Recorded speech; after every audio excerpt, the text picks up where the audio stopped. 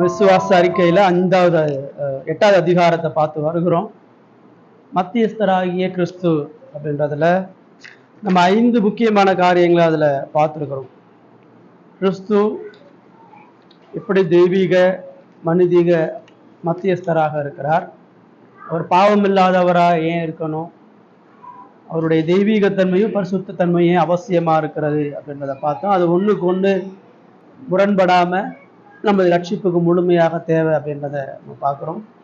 அவர் தான் பிதாவாகிய தேவனால புதிய உடன்படிக்கையின் மத்தியராக நித்தியமாகவே நியமிக்கப்பட்டான். நியாய பிரமாணத்துக்கு முழுமையாக அவர் கீழ்ப்படிஞ்சதுனால அவர் தான் மத்தியஸ்தராக இருக்க முடியுன்றதை பார்த்துருக்கோம்.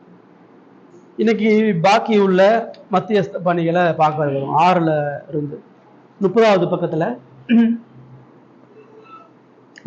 பக்கத்தில் 6வது பாயிண்ட்ல இருந்து நம்ம வாசிங்க சீலா.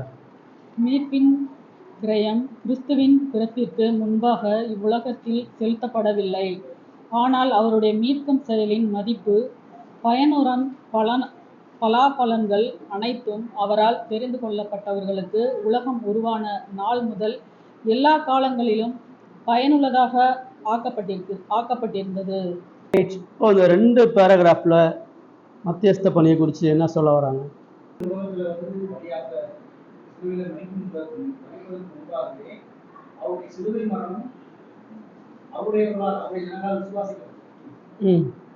பின்னோக்கி விசுவாசிக்கிறவங்களுக்கும் ஒரே மாதிரி தான், ஒரே பலாபலம் தான். முன்னோக்கி விசுவாசிக்கிறவங்களுக்கும் ஒரே பலாபலம் தான். ஏன்னா கடவுளுடைய சித்தத்திலேயே உலக தோற்றத்துக்கு முன்பாக அளிக்கப்பட்டாங்க அப்படின்னு நடக்க போகுது. நடக்க போகுது. அந்த கிறிஸ்துவை பின்னோக்கி விசுவாசிக்கிறவங்களுக்கு ஒரே பலாபலம் தான், முன்னோக்கி விசுவாசிக்கிறார் அது மாறவே மாறாது. நம்ம நினைக்கலாம் கிறிஸ்து மரிச்சதுக்கு அப்புறம் தான் அவரை அதிகமாக விசுவாசிக்கிறோம் அப்படின்னு நம்ம நினைக்கலாம். நம்ம முன்னோக்கி பார்க்கிறோம். ஆனா முன்னோக்கி பார்க்கிறவர்களுக்கும் அதே நிலைப்பாடு தான் கிறிஸ்துவின் அந்த சிலுவை மரணத்தினால எல்லாரும் ஒரே விதமான பலனை தான் அடைகிறாங்க. அதுல எந்த மாற்றமும் இல்லை. ஏன்னா தேவன் அந்த பலியை ஏற்றுக்கிறவர் தேவன், பலியாக மறிக்கிறவரும் தேவன். ஆகவே முன்னோக்கி விசுவாசிக்கிறவர்களுக்கும் முன்னோக்கி விசுவாசிக்கிறவர்களுக்கும் எந்த விதமான வித்தியாசமும் இல்லை, ஒரே மாதிரி தான் விசுவாசிக்கிறாங்க. இல்லை, ஒரு அடிப்படையான நம்ம காரியம் என்ன பார்க்க வேண்டியது இருக்குன்னு சொன்னால், படைப்புன்னு ஒன்று இருக்கிறனால தான் மத்தியஸ்தன்னு ஒன்று தேவையா? ஆண்டவர் உலகத்தை படைக்கிறதுக்காண்டி இயேசு மத்தியஸ்தரை ஆக்கினாரா, இல்லை இயேசு மத்தியஸ்தரை இருக்கிறனால படைப்பு உண்டானதா? அதுதான் இங்கே ஆர்குமெண்ட்டாக முன்வைக்கப்படுது. இப்போ படைப்பே இல்லை, மனுஷனே இல்லை, பாவமே இல்லை, எதுவுமே இல்லை, இயேசு என்னவா இருக்கிறாரு? எதுக்குமா? அதான் அப்ப எதுக்கு வரும்? யாருக்கு மத்தியஸ்தரா இருக்காரு? எதுக்கு மத்தியஸ்தரா இருக்கிறாரு? மத்தியஸ்தரா யாருக்கு இருக்கிறாரு? யாருக்கு மத்தியஸ்தரா இருக்கிறார்? மனுஷனுக்கும் தேவனுக்கும் மாத்திரம் இல்ல, எல்லா படைப்புகளுக்கான மத்தியஸ்தர். இப்ப படைப்பு இல்லை, உலகில் யாரும் இல்லை, நான் தேவதூதர்கள் இருக்கிறாங்க. தேவதூதர்களும் கடவுளை இணைக்கிறது அவர் தான். எந்த படைப்பும் பிதாவாகிய தேவனை அறிவதற்கு அவர் அதனால அவர் நித்திய ஆசாரியரா இருக்கிறார். பாவம் நடுவுல வந்தது, பாவம் நித்தியமா கிடையாது. படைப்பு நடுவுல வந்தது, மனுஷன் நடுவுல வந்தது, இது எல்லாமே காலத்துக்கு உட்பட்டு வந்தது. ஆனா இயேசுவினுடைய மத்தியஸ்த பணியை சொல்லும் பொழுது, படைப்பு வந்தனால, மனுஷனை படைச்சனால, பாவம் வந்தனால, அதனால அப்படின்லாம் இல்லை. இது எதுவுமே இல்லைனாலும் அவர் எப்பயுமே மத்தியஸ்த பணியனா, மத்தியஸ்த ஆசாரியாவராகவும் இருக்கிறாரு, மத்தியஸ்த ராஜாவாகவும் இருக்கிறாரு, மத்தியஸ்த தீர்க்கதரிசியாகவும் இருக்கிறார். இப்போ ஏன் இதை நம்ம முன்னெடுக்க வேண்டியது இருக்குது, ஏன் சொல்ல வேண்டியது இருக்குதுன்னு சொன்னால், கடவுள் இந்த ரட்சிப்பை திட்டம் பண்ணும் பொழுது எல்லாவற்றையும் இயேசுவினுடைய மகிமைக்காக தான் அவர் உருவாக்குறான்றதுக்கு ஒரு பெரிய ஆதாரம் என்னன்னா, இயேசுவை வெறுமனே மனிதனுக்காகவும் படைப்புக்காகவும் காலத்துக்கு உட்பட்ட ஒரு மத்தியஸ்தராக வைக்கல, காலத்துக்கு அப்பாற்பட்ட நித்திய மத்தியஸ்தராக வைத்திருக்க. இந்த சத்தியம் நீங்க புரிஞ்சிங்கன்னா மட்டும்தான் ஏன் படைப்பு உண்டானதுன்னு புரியும், ஏன் பாவத்தை அனுமதிச்சாருன்னு புரியும், ஏன் தூதர்களுடைய வீழ்ச்சியை அனுமதிச்சாருன்னு புரியும். இந்த உலகத்தினுடைய நிகழ்வுகள்லாம் ஏன் ஒரு அழிவின் பாதையில கடவுளுடைய இப்படிப்பட்ட ஒரு திட்டத்தில் இருக்குன்னு சொன்னா ஒரே ஒரு காரணம் தான், அவரை நித்திய மகிமைக்கான மத்தியஸ்தராக கடவுள் தீர்மானம் பண்றார். அவர் இருக்கிறதுனால அந்த கிறிஸ்துவினுடைய மத்தியஸ்த பணியினுடைய மகிமைக்காக தான் உலகம் படைக்கப்படுது. ஆதாம் படைக்கப்படுறான், நியாயப்பிரமாணம் கொடுக்கப்படுது, இஸ்ரேல் கொடுக்கப்படுறாங்க, நீங்கள் இந்த உலகத்துல இருக்கு. இப்போ என்ன புரிஞ்சிடக்கூடாது அப்படின்னா, நமக்காண்டி அவரு, நம்ம பாவம் செஞ்சுட்டோம் அதனால அவர் நமக்கு தேவை, நம்ம இப்படி இருக்கிறோம் படைப்பார்கள், அதெல்லாம் இல்லை. அவருக்காண்டி தான் நம்ம, அவர் மத்தியஸ்தா இருக்கனால தான் நம்ம பிறந்திருக்கிறோம். அவர் மத்தியஸ்தா இருக்கிறனால அந்த உலகத்துல தேவனது ஆளுகையில பாவம் அனுமதிக்கப்படுது, ஆசாரியத்துவமும் தீர்க்கதரிசித்துவமும் அனுமதிக்கப்படுது. அதனால அவர் நேற்றும் இன்றும் என்றும் மாறாத ஆசாரியாரா தீர்க்கதரிசியா ராஜாவா இருக்கிறார். இதுல இருந்து இன்னைக்கு நிறைய கள்ளப்போதனை உருவாகுது. இந்த லிபரலிசம், அதாவது மனித முயற்சிகள்னால ரட்சிப்பு. கடவுள் மனிதனுக்கு ஒரு சேவை செய்கிறவரா, மனுஷனுடைய விருப்பத்தை நிறைவேற்றுகிறவரா, மனிதனுடைய திட்டத்தை கடவுள் நிறைவேற்றக்கூடிய ஒரு போதனையை தான் இன்னைக்கு சபமுல்லா சொல்லிட்டு இருக்கிறார். அதனாலதான் எல்லா பிரசங்கமும் மனிதனை மையப்படுத்தி இருக்கு. உன் வாழ்க்கை நல்லா இருக்கணும், நீ உயர்வா இருக்கணும், நீ சரியா இருக்கணும், உனக்கு இப்படிப்பட்ட இயேசு தேவை. ஆனா வேதம் என்ன சொல்லுதுன்னா, கிறிஸ்துவுக்காக தான் நீ இருக்கிற, அவர் மத்தியஸ்தரா இருக்கனால தான் உன்னை இந்த உலகத்துல வச்சிருக்க, அவருடைய ராஜ்யத்தின் திட்டத்திலே தான் நீ இருக்கணும். அதுக்கு தான் அதை நம்ம இந்த அஸ்திபாரம் தான் கள்ள போதனைகளை எதிர்த்து சரியா நம்ம புரிந்து கொள்ள வேண்டியதா இருக்கு. இப்ப அவர் எப்படி மத்தியஸ்தரா இருந்தா என்ன, நமக்காண்டிதானே இருக்கிறாரு அப்படின்னு நம்ம சிந்திக்க கூடாது. அது சிந்திச்சோம்னா தவறான போதனைக்கு, நம்மளை பிரதானப்படுத்துகிற போதனைக்கு வழிநடத்தும். அவர் நித்திய மத்தியஸ்தரா சொன்னா மட்டும்தான் அவருக்கான கனமா மகிமை. அதான் முதல் பேராகிராஃப்ல ரெண்டாவது பேராகிராஃப்ல என்ன சொல்றாருன்னா, அந்த மத்தியஸ்த பணியில அவருடைய தெய்வீக சுபாவத்துக்கும் மானுட சுபாவத்துக்குமான ஒற்றுமையும் வேற்றுமையும் சொல்றாரு.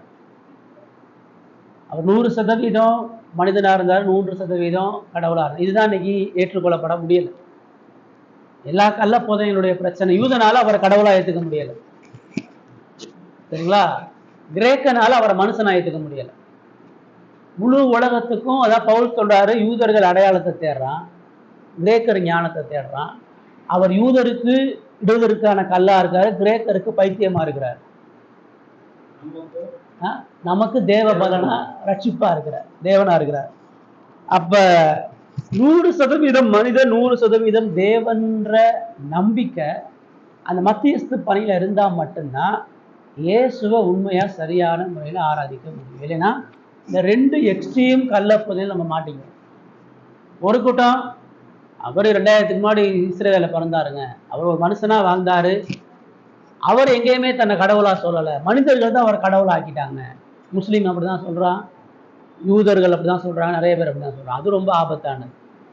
அவர்களுக்கு பாவ மன்னிப்பையும் மீட்பையும் புரிந்து கொள்ளக்கூடிய விசுவாசம் இருக்கார்.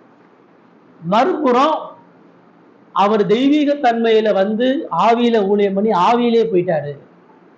அவர் மனுஷனாலா இல்லை, மனித உணர்வுகள் மனித எண்ணங்களுக்குள்ள அவர் உட்பட்டு இல்லை. அவர் பிறக்கும் பொழுதே அற்புதமா பிறந்து அற்புதமா வாழ்ந்து மனிதனோட எந்த முழுமை இல்லாம அவர் போயிட்டாரு. அதுவும் ரொம்ப தப்பு. அவர் மனுஷனா இல்லைன்னா ஆசாரியனா இருக்க முடியாது, அவர் தேவனா இல்லைன்னா அரசனாவும் தீர்க்கதரிசியாகவும் இருக்க முடியாது. மத்தியஸ்த பணியில அவர் உண்மையான ஆசாரியனா இருக்கணும்னு சொன்னா, அதை எபிரேயர் ஃபுல்லா என்ன சொல்லுது, அவர் நம்மை போல சரீரத்தையும் இரத்தத்தையும் உடையவரானார். மனித பாவத்துக்கு மனித ஆசாரியன் தான் பலி கொடுக்க முடியும், மனித பாவத்தை மனிதன் தான் போக்க முடியும். அதனாலதான் வார்த்தை மாம்சமானது. ரொம்ப ரெண்டு அடிப்படையான போதனை நம்ம தெளிவா தெரிஞ்சுக்கணும்.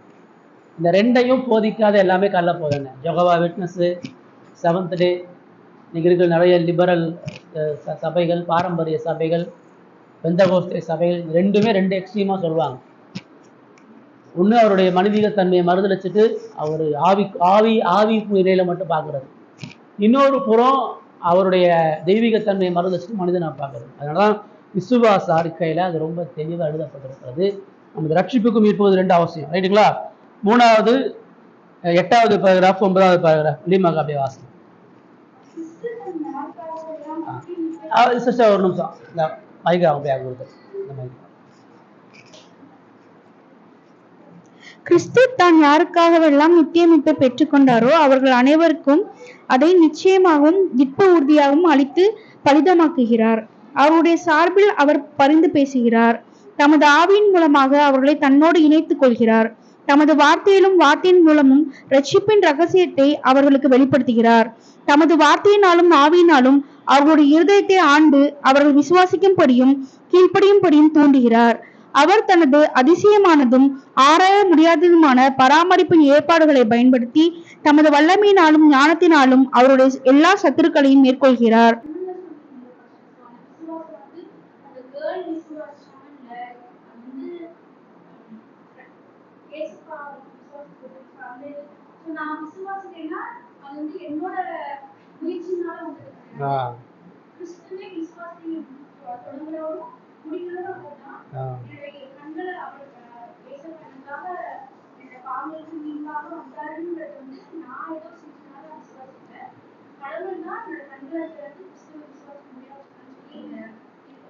சொல்றாங்க அவர் தன்னுடைய வார்த்தையின் மூலமாக ரட்சிப்பின் ரகசியத்தை வெளிப்படுத்தி பாருங்க. இது எவ்வளவு விஷயத்தை எதுக்கு சொல்லணும்? மெத்தியத்தரா இருந்து நமக்கு ரட்சிப்பை கொடுத்துட்டாரு ஒரு லைன்ல சொல்லிட்டு போகலாம். ஆனா அதுல என்னென்ன வார்த்தையெல்லாம் அவங்க பயன்படுத்துறாங்கன்னா ரொம்ப முக்கியம். ஏன் இந்த விசுவாச அறிக்கையில முற்பிதாக்கள் எழுதி வச்சிருக்கிறாங்கன்னு சொன்னா, முதல்ல சென்டென்ஸ் என்ன சொல்லுதுன்னு சொன்னா, மத்தியஸ்தரா அவர் இருக்கிறனால ரட்சிப்பு என்பது உறுதியானது, மாற்ற முடியாதுன்னு சொல்லப்படுகிறது. ஏன்? அவர் மாற்ற முடியாத ஆஸ்தாரியர், அவர் மாற்ற முடியாத ராஜா, அவர் மாற்ற முடியாத தீர்க்கதரிசியா இருக்கிறதுனால அந்த பணியில அவர் யாரை செலக்ட் பண்றாரோ அவங்க ஒரு பொழுதும் அந்த ரட்சிப்பை இழக்க போறது இல்லை. ஏன்னா அதுல அவங்களுடைய பங்களிப்புன்னு ஒண்ணுமே இல்லை. அதனாலதான் ஏன் அந்த ரட்சிப்பினுடைய அந்த நிச்சயம் உறுதியாகுதுன்னு சொன்னா, முதல்ல அவர் அவர்களுக்கு தன்னை வெளிப்படுத்துகிறார், அவர் அவர்களை அழைக்கிறார், வார்த்தையினால ஆவியினால அழைக்கிறார், அவர் அவர்களுக்கு கீழ்ப்படிதலை கொடுக்கிறார், அவர் அவர்களை பராமரிக்கிறார், அவர் அவர்களுடைய சத்துருக்களை வீழ்த்துகிறார், அவர் அவர்களுக்கு நித்திய நன்மைகளை வழங்குகிறார். இந்த 5 முக்கியமான விஷயத்தையும் அங்க சேர்த்து லைன் பை லைனா சொல்றாங்க. ஏன் இது சொல்ல வேண்டியது இருக்குது? ரட்சிப்பை நீ இழந்துருவ, நீ பாவம் செஞ்சா உன் ரட்சிப்பை நீ இழந்துட முடியும், ஒரு மனுஷன் இயேசுவை அறிஞ்சு பின்வாங்கி அழிய முடியும், இயேசுவால தெரிந்து கொள்ளப்பட்டவன் அவன் துன்மார்க்கமா வாழும் பொழுது அந்த ரட்சிப்புக்குள்ள அவன் மறுபடியும் வர முடியாது. அதெல்லாம் தவறான போதனை. அப்படி கிடையவே கிடையாது. ஏன்னா அவர் ரட்சகரா மீட்பரா இருக்கனால அவர் தெரிந்து கொண்ட எல்லாரையும் அவரை வெளிப்படுத்தி அவங்களுக்கு புத்தியை கொடுத்து, அவங்களுக்கு ஞானத்தை கொடுத்து, அவங்களுக்கு மறுபரப்பை கொடுத்து, அழைப்பை கொடுத்து, ஆவிக்குரிய மீட்பை கொடுத்து, பாவத்தை ஜெயிக்க வச்சு, சத்துருவை அழிக்க வச்சு, எல்லா நித்திய மகிமைக்குரிய நன்மைகளையும் அவர் செய்கிறார். உங்களுடைய என்னுடைய பங்களிப்பு என்ன இருக்குது? நீங்கள் நானும் ரட்சிப்புக்கு என்ன பண்ணோம்? ஒன்னே ஒண்ணுதான் பண்ணோம், விசுவாசம். வேற அவங்க சொல்றாங்க. ஆமா, அதான். நீங்கள் நானும் பாவம் மட்டும்தான் பண்ணோம் ரட்சிப்புக்கு, வேற எதையுமே பண்ணல. இந்த பாவம் செஞ்சனாலதான் அந்த மீட்பராக ரட்சிப்பராக எல்லாத்தையும் அவர் கையில் எடுத்துக்கிட்டார். அதுல உன்னை கூட நம்மளை செய்ய விட்டுருந்தாருன்னு வச்சுக்கோங்க. நான் அவனை தெரிஞ்சுக்கிட்டேன், நான் உன்னை அழைக்கிறேன், நான் உனக்கு சிலுவையில ரத்தம் சிந்தி மறிக்கிறேன், இனிமேல் நீயே தான் விசுவாசி பரலோகம் வரலான்னு சொல்லிட்டாருன்னா என்ன ஆகும்? போயிருவீங்களா? போவே மாட்டீங்க. எப்படி போவீங்க? புயல் அடிக்கிற படகுல பாதி தூரம் அவங்க நடக்க வச்சு நடுவில் நீ வந்துக்கன்னு சொல்ற மாதிரி, ஒரு சப்பானிய உச்சி மலைக்கு ஏறிவான்னு கூப்பிடுற மாதிரி 90% அவர் செஞ்சு உனக்கு நான் ஞானத்தை தரேன், புத்தியை தரேன், விசுவாசத்தை தரேன், ஆனா இந்த உலகத்துல நீ தான் உன் சத்துருக்களை ஜெயிச்சு பரலோகம் வரணும்னு சொன்னாலும் நீ போக முடியாது. 99.5 செஞ்சு 5% உங்களை கொடுத்தாலும் நீ போக முடியாது. 100% அவர் முழுமையா இதுல இருக்கக்கூடிய ஒன்றை செய்யாம விட்டாரும் நீங்கள் நான் நித்திய நரகத்துல மட்டும்தான் இருக்கு. பூரணமான தேவனது நீதியை நிறைவேற்றுவதற்கு பூரணமான ஆசாரியன், ராஜா, தீர்க்கதரிசி தேவை இருக்குது. அதனால உங்க கையில ஒண்ணுமே கொடுக்கல. கொடுத்ததே ஒண்ணே ஒண்ணுதான், ஏதே இல்லை, அதை சாப்பிடாதன்ற ஒண்ணுதான் கொடுத்தாரு. எல்லாத்தையும் கொடுத்து ஒண்ணுதான், அந்த ஒண்ணையே அவனால செய்ய முடியல. பாவம் இல்லாம ஒரு கட்டளை நிறைவேற்ற முடியாதவன் பாவம் செஞ்சதுக்கு அப்புறம் என்னத்த செய்ய போறான்? ஒரு பாயிண்ட் கூட அவனால செய்ய முடியாது. அதனாலதான் அவர் வர்றாரு, அவர் முன்குறிக்கிறாரு, அவர் முன்குறிச்சவங்களை அழைக்கிறாரு, அவங்களுக்கு ஆவிக்குரிய புத்தியை தர்றாரு, அவங்களுக்கு பாவத்தை உணர்த்துறாரு, ஆவியானவரை கொடுத்து மறுபறுப்படைய செய்யறாரு, மனம் திரும்புதலை கொடுக்குறாரு. அவரே நீதிமானாக்குறாரு. நம்ம யாரும் எங்களுக்கு நீதிமான சொல்லுங்கன்னு சொல்லலை, அவரே நீதிமானாக்குறாரு. நம்மளை பரிசுத்தப்படுத்துறது அவர் தான். ஏதோ நீங்க ஒழுங்கா ஜெபம் பண்ணி நீங்க ஒழுங்கா நடந்தனால நீங்க பரிசுத்தமா நடக்கல, அதையும் அவர் தான் சுத்திகரிக்கிறார். உங்களை சுத்திகரிச்சு உங்களை பிசாசு பாதிக்காம, உலகம் பாதிக்காம அவர் கொண்டு போறார். அவர் ஆரம்பிச்சு உங்களை கொண்டு போய் நித்தியத்துல போய் சேர்க்கிற வரைக்கும் அந்த மத்தியஸ்த பணியை செய்யறார். இதுல வந்து நம்ம முயற்சி எதுவுமே இல்லை, ஒண்ணுமே இல்லை. நம்மளுடைய முயற்சின்றது வந்து எதுவுமே செய்யாம இருந்தா, நம்ம ரசிக்கப்பட்டா ஆண்டவர் நம்மளை முன்குறிச்சிட்டாரு அப்படிங்கிறதுக்காக நம்ம வேதம் வாசிக்கிறோம், ஜெபம் பண்றோம், அப்படியே இருந்துடும். ஆனா அந்த உலக சிற்றின் நம்மளை எடுத்துருச்சுங்க. சாத்தான் எவனை விழுந்தாலும் சீக்கிர சிங்கம் போல வயலேறி தெரியுதான்னு பார்த்தோம். அப்ப நம்ம எப்ப விழுவணும்னு பாக்குறோம். நம்ம விழுவும் போது அவனை நம்மளை அமைக்கிட்டா நம்மளுடைய பங்களிப்பு இல்லைன்னு சொல்ல வர்றதுக்கு நான் அதை கேட்கிறேன். நம்ம ஜெபம் பண்ணணும், இன்னும் ஆவியில நிரம்பி இருக்கணும், ஆண்டவரோட தொடர்பிலே இருக்கணும். அது அது நம்மளுடைய முயற்சி தானே இல்லைங்களா? இப்ப நீங்க ஒரு ஆடு எய்த்தாப்புல ஒரு சிங்கம் வந்துருச்சு, அந்த சிங்கம் உங்களை அடிக்க போகுது. இந்த கேள்வி என்னன்னா, உங்க மெய்ப்பனுங்க. நீங்க மெய்ப்பன் இல்லாம இருந்தா ஆடா? மெய்ப்பன் தான் ஆட்டை சிங்கத்தோட வாயில கொடுத்துட்டு வேடிக்கை பார்ப்பானா? அப்புறம் உங்களை பிசாசு இழுக்கிறத வேடிக்கை பார்த்துட்டு இருந்தாருன்னா அவர் எப்படி மத்தியஸ்தரா இருக்க முடியும்? உங்களை அழிவுக்கேதான் சோதனைக்குள்ள விழத்தள்ளக்கூடிய முடியும்னு சொன்னா அவர் நித்திய ரட்சகரா மேசியாவா இருக்க முடியாதே. அப்ப அவர் ஆசாரிய பணியை ஒழுங்கா செய்யலையே, அவர் தீர்க்கதரிசியா உங்களை கண்டிக்கலையே, அவர் அரசாட்சியில உங்களை காப்பாத்தலையே, அரசன் அவர் உங்களை காப்பாத்திருக்கணுமே. இப்ப நீங்க என்ன சொல்ல வர்றீங்க? நீங்க பிசாசு கையில போறீங்கன்னு சொன்னா அவர் என்னை முழுமையா ரட்சிக்கலன்னு சொல்ல வர்றீங்க, அவர் என்னை முழுமையா காப்பாற்ற முடியாதுன்னு நீங்க சொல்ல வர்றீங்க. ஆமா, நீங்க இன்னொன்னு என்ன சொல்ல வர்றீங்க? அவர் என்னை காப்பாற்ற வேணாம், நான் பிசாசோட சண்டை போட்டு ஜெயிப்பேன்றீங்க. நான் முயற்சி பண்ணி சாத்தானை ஜெயிக்கணும்ன்றீங்க. நீங்க ஜெயிச்சிருவீங்களா? நீங்க உபவாசம், நீங்க ஆவியில நிறைஞ்சு உபவாசம் பண்ணா பிசாசு ஜெயிச்சிருவீங்களா? சபைகள்லாம் அதான் செய்வாங்க. அப்பாவே அவரு செய்யறது இருக்கட்டும், நீங்க இவ்வளவு நாளா வந்து கேட்டீங்க, நீங்க சொல்லுங்க. அப்ப கேள்விக்கு வந்து பதில் இப்படிதான் நீங்க சொல்லணும். பதில் இப்படி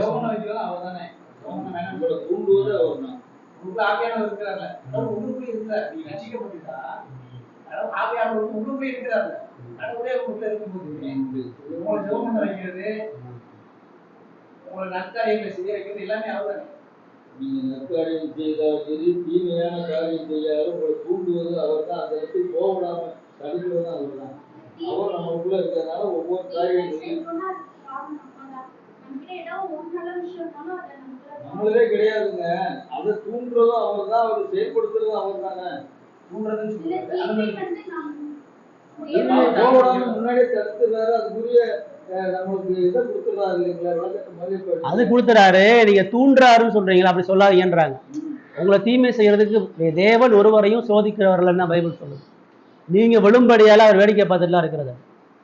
அவர் மந்தையுடைய மெய்ப்பனா தான் ஆடை, தான் ஆத்துமாக்களை யாரு கையில விடாம பரிசுத்தப்படுத்தி பாதுகாத்து பரலோகம் கூட்டிட்டு போறார். நீங்களே நினைச்சாலும் அவரை விட முடியாது, நீங்களே நினைச்சாலும் பாவம் செய்ய முடியாது, நீங்களே நினைச்சாலும் ரட்சிப்பை அளக்க முடியாது, நீங்களே ரட்சிக்கப்பலன்னு சொல்லி கூட பரலோகம் போக முடியும். ஏன்னா ரட்சிப்பு உங்கள்கிட்ட இல்லை, அவர்கிட்ட இருக்கு. உங்களை கொண்டு போகணுமா வேணாமான்னு அவர் முடிவு எடுக்கிறார். இதை விசுவாசி யோசிக்கும் போது நம்மளே ரசிக்கப்படும், நம்ம ஆண்டவர் முன்குறிச்சிட்டாரு, நம்ம ரசிக்கப்பதான் இருக்கோம், பயப்பட வேண்டியதுன்னு அவன் தப்பு பண்றதுக்கு சில இடம் கொடுத்துருவான். விசுவாசி அப்படி செய்யவே மாட்டான். விசுவாசி அப்புறம் விசுவாசி செய்வான்னு எப்படி சொல்றீங்க? நீங்கதான் விசுவாசி செய்ய மாட்டான்றீங்க, விசுவாசிக்கு அப்படி தோணுன்றீங்க. இப்ப இவர் ரட்சகரா, இவர் ஆசாரியரா, இவர் மீட்பரா இருக்காருன்னு சொல்லும் பொழுது ஒரு நிமிஷம், இதுதான் அவர் எல்லாமே செஞ்சு முடிச்சுட்டாரு, இவர் இப்படி இருக்கிறாரு, நம்மளை வல்லமையா நித்தியத்துக்கும் பாதுகாக்கிறார் நீங்க சொல்லும் பொழுது நீங்க அவருக்கு பயந்து கீழ்ப்படிய பார்ப்பீங்களா? அவர் எல்லாமே செஞ்சு முடிச்சிட்டாரு, நான் என்ன வேணாலும் செய்வேன்னு சொல்லுவீங்களா? நீ என்ன வேணாலும் செய்யறேன்னு சொன்னீங்கன்னாவே அவர்கிட்ட இல்லைன்னு அர்த்தம், அவருக்கு உங்களுக்கு சம்பந்தம் இல்லைன்னு அர்த்தம். உங்களுக்குள்ள ஆவியானவர் இருந்து இயேசு உங்க ஹிருதயத்துல வாசம் பண்ணாருன்னா எப்படி உங்களை தீமைக்கும் பாவத்துக்கும் துணிகரமா செய்ய விடுவார்? ஆவியானவர் உங்களை தடுப்பாரு, இயேசு உங்களை தடுப்பாரு, அவருடைய பராமரிப்பு தடுக்கும். நல்லா நினைச்சுக்கோங்க, நீங்க என்னெல்லாம் நினைக்கிறீங்களோ அதை எதையுமே உங்களால செய்ய முடியாது. நீங்க சில பாவங்களை ஆசைப்படலாம், செய்ய யோசிக்கலாம், திட்டம் பண்ணலாம், ஆனா உங்க வாழ்க்கையில ஒரு பொழுது அவரை அனுமதிக்க போறீங்க. உங்களை அழைத்தவர் உண்மையுள்ளவர், அவர் பரிசுத்தப்படுத்தாம மகிமைப்படுத்தாம ஒருத்தரையும் விட மாட்டார். இதுதான் என்னை என்ன செய்யுதுன்னா பாவம் செய்ய விடாம பாருங்க. எல்லாத்துக்கும் அவர் இருக்கிறாரு, அவர் இருக்கிறனால நான் பாவம் செய்ய முடியாது, அவர் இருக்கிறனால நான் அவரை பின்பற்றதுல இருந்து விலகி வர முடியாது அப்படின்றது.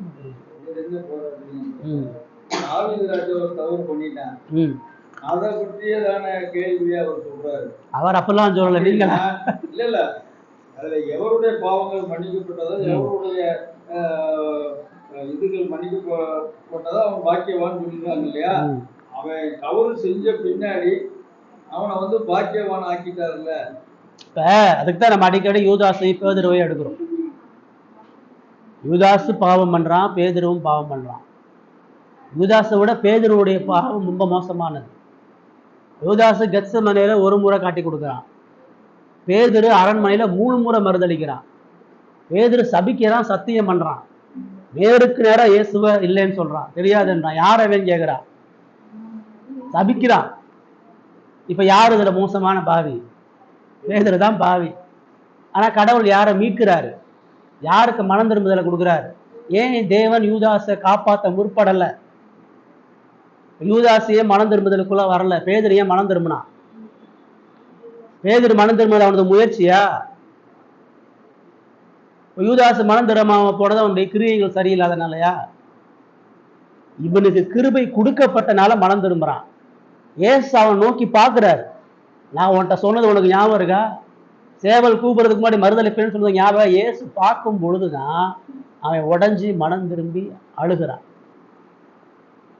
யூதாஸ் தூக்கு போகப்படும் பொழுது ஏசு போலையே, ஏசு அவனுக்கு உணர்த்தி இருக்கலாமே, ஏன் அதெல்லாம் அங்க செய்யப்படலை? இவன் தெரிந்து கொள்ளப்பட்டவன், அவனை விட இவன் மோசம்தான், அவனை விட இவன் அயோக்கியம்தான், ஆனா இவன் நேசத்துக்குரியவன். தெரு நாய்க்கும் பெல்ட் போட்ட நாய்க்குமான வித்தியாசம் தான்.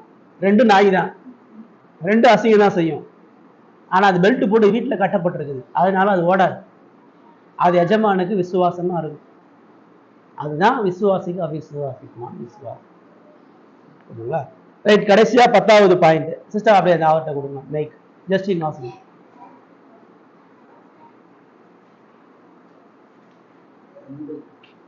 இந்த 3 வகையான ஊழியர்கள் தேவை. நமது கடமை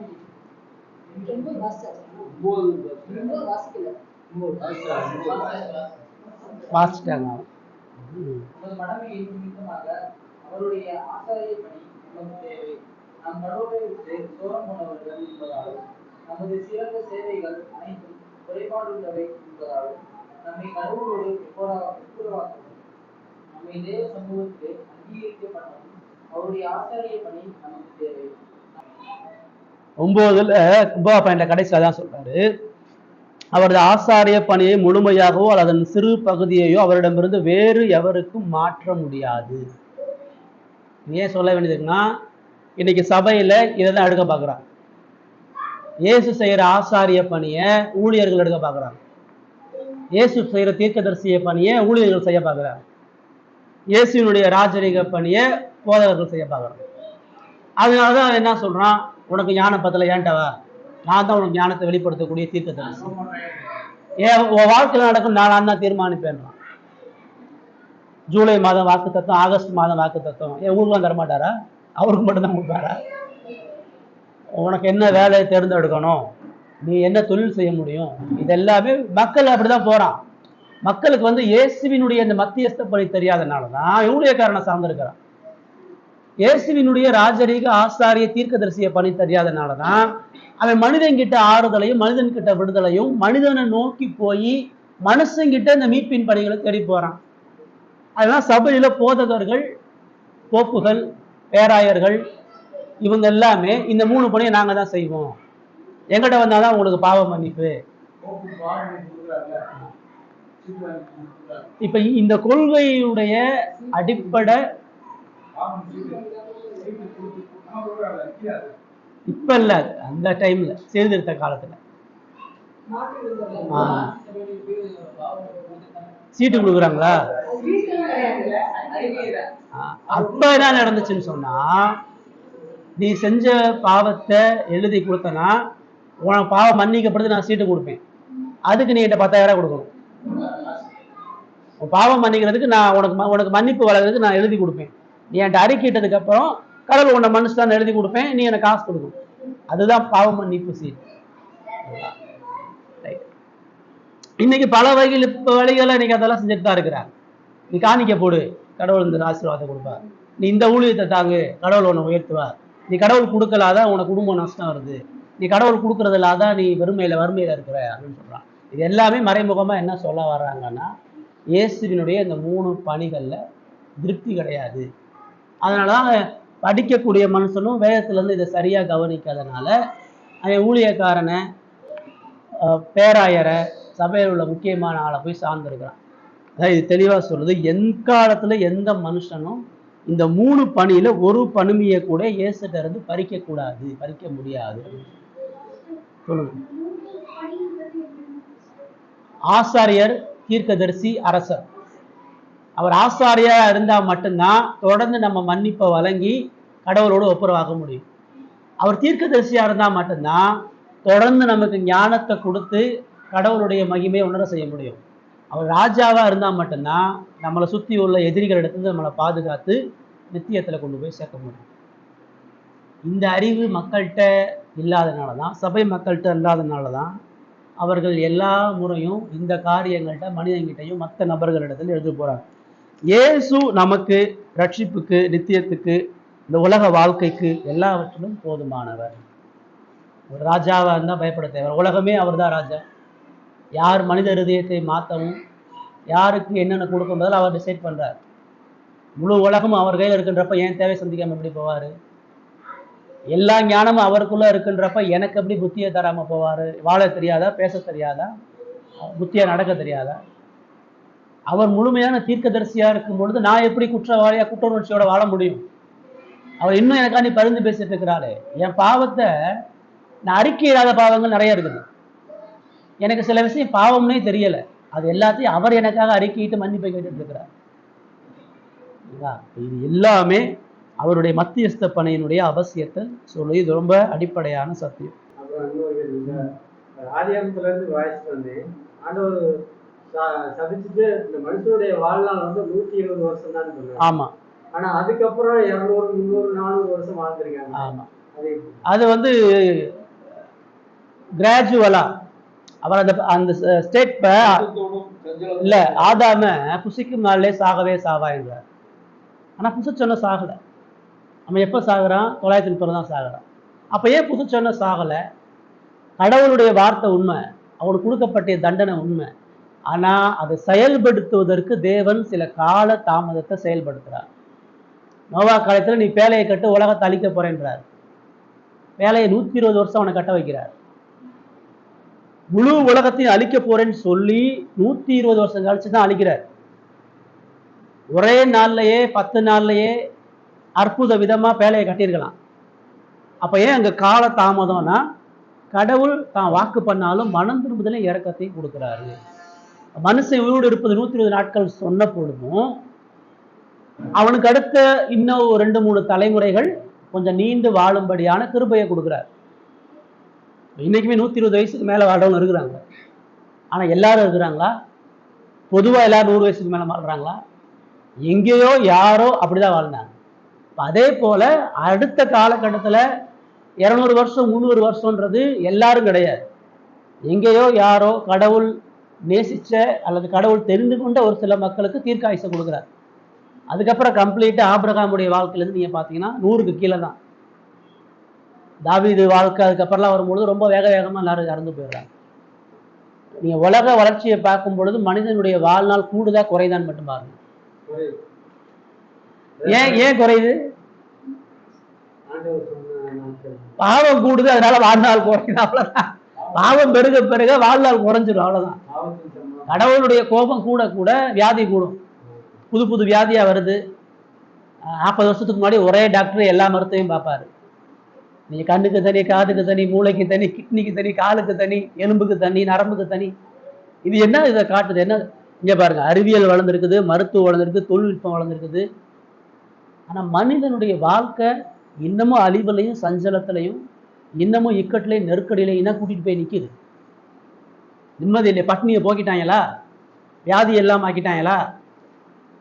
வீடு வீடா கட்டி அரண்மனையா கட்டி வாழ்றாங்க, நிம்மதியா வாழ்றாங்களா? அறிவியல் தத்துவம் இது எல்லாமே மனிதனை இன்னும் அழிவுக்கு நேராக தான் கொண்டு போகுமே ஒழிய மனம் திரும்புதலுக்கு நேராக ஒரு போகும் கொண்டு போகாது. இந்த உலகத்தினுடைய செயல்பாடு நீங்க எல்லாம் பார்த்தீங்கன்னா கடவுள் நியமித்த சிஸ்டத்தை உடைக்கிறதா.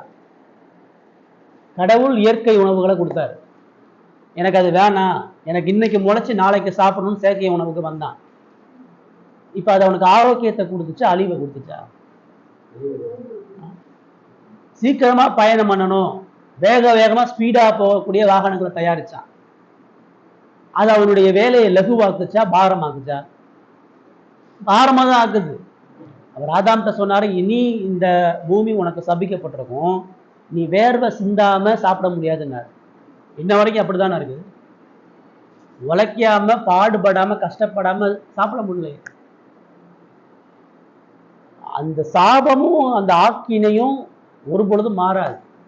ஆனா மனுஷன் என்ன நினைச்சிட்டோம்னா எல்லாம் சரியாயிரும் நினைச்சிட்டோம். டெக்னாலஜி வளருது, மருத்துவம் வளருது, ஒரு நல்ல வாழ்க்கையை உருவாக்கலாம்னு நினைக்கிறான். ஆனால் ஒரு பொழுதும் உருவாக்க முடியாது. ஒவ்வொரு இந்த டிவி கண்டுபிடிக்கிறான், செல் கண்டுபிடிக்கிறான், இது எல்லாமே அவன் நன்மைக்காக கண்டுபிடிக்கிறேன்னு சொல்றான். ஆனா அவனால் நன்மைக்காக பயன்படுத்த முடியாது. எல்லா அறிவியல் கண்டுபிடிப்பும் பாவத்தை எக்ஸ்ப்ளோர் தான் பண்ணும். அந்த இருதயத்தினுடைய கேட்டதான் கொண்டு போய் முடிக்கும். அதான் இந்த உலகத்துடைய நிலை நமக்கு சொல்லுங்க சார்.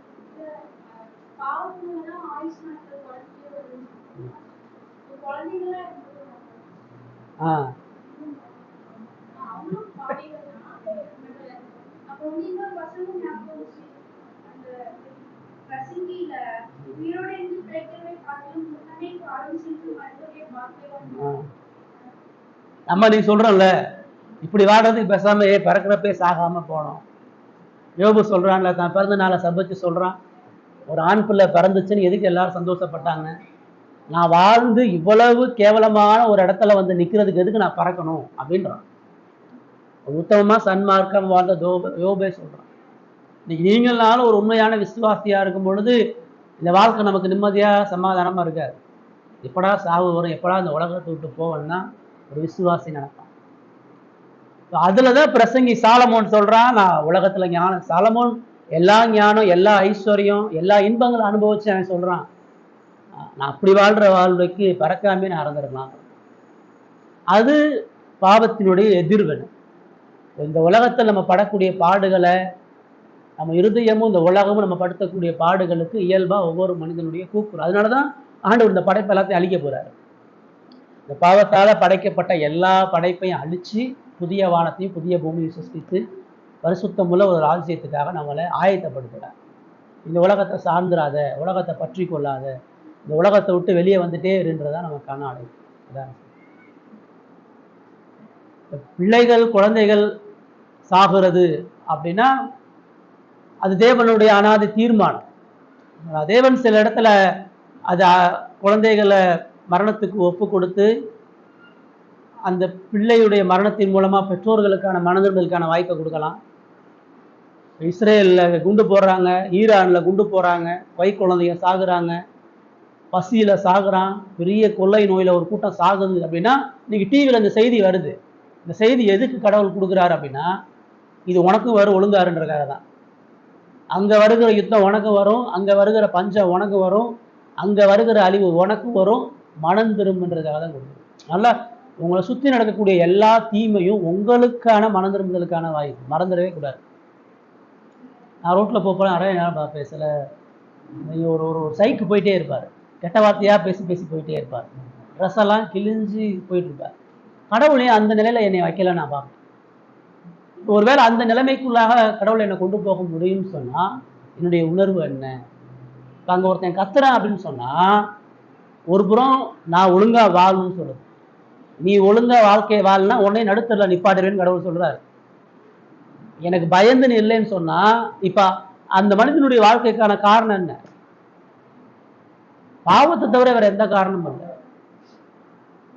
அவன் குடும்பம் இல்லை, 50 வயசு இருக்கு, அவர் குடும்பம் இல்லை, பிள்ளை குட்டி இல்லை, ஒரு ட்ரெஸ் இல்லை, சாப்பாடு இல்லை, ஒரு மிருகத்தை போல வாழ்றார். கடவுள் நம்முடைய வாழ்க்கையில நம்ம எல்லாரும் அப்படிதான் இருந்தோம். கடவுள் நம்ம கிருபையை மட்டும் கொடுக்கலன்னா நம்ம எல்லாருடைய வாழ்க்கையும் அப்படிதான். இன்னொன்று, இவ்வளவு தெரிஞ்சு நம்ம மனம் திரும்பாம இருந்தால் நம்முடைய வாழ்க்கை அப்படிதான் போய் முடியும். நிறைய நேரம் அந்த இடத்துல என் பிள்ளைகளை பார்ப்பேன், என் மனைவி இந்த நிலைமைக்கு போயிட்டா, என் பிள்ளைகள் இந்த நிலைமைக்கு போயிட்டா. அப்போ இதுல இருந்தெல்லாம் நம்ம மீட்கப்படுறதுக்கு நான் இன்னும் பரிசுத்தம் அடையணும். கடவுள் எனக்கு கொடுத்தப்பட்ட பொறுப்பு உண்மையா செய்யணும். இதுதான் நீங்க செய்தி கேட்கும்போது உணரணும். செய்தியில வருகிற ஒவ்வொரு தீமையும் நமக்கான மரண எச்சரிக்கை. ஒழுங்காக அது மறந்துடக்கூடாது. சரிங்களா? ரைட், ஜோமாங்க.